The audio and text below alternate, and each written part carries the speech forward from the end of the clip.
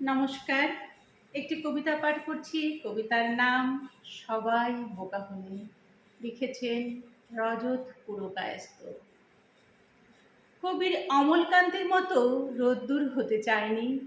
তৃতীয় শ্রেণীর ছাত্র রিখ বাগদি। বাবা মায়ের ইচ্ছার বলি হয়ে ডাক্তার, ইঞ্জিনিয়ার, উকিল, পুলিশ কিংবা নেতা মন্ত্রী হবার বাসনাও ছিল না তার।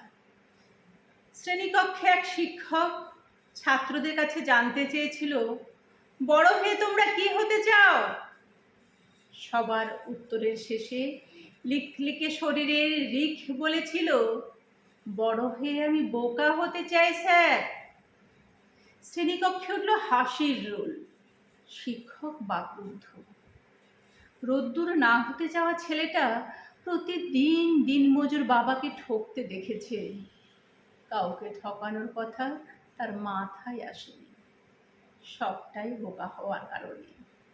ছেলেটাও তার বাবার মতো বোকামির দাসত্ব চায়।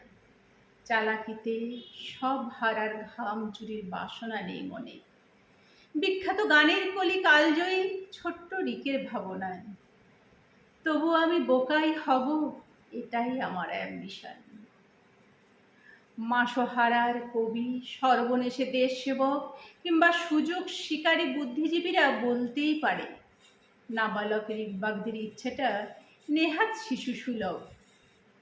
পলকা বুকের খাঁচায় অঙ্কুরিত ভেজালহীন মানবতা, আদর্শ সমাজ ভাবনার অভিনব সূত্র হয়তো অনেকের দৃষ্টি এড়িয়ে যাবে, আর পাঁচটা প্রতারিত ভাবনার মতো।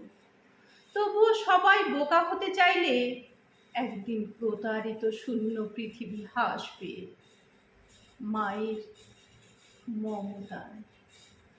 নমস্কার।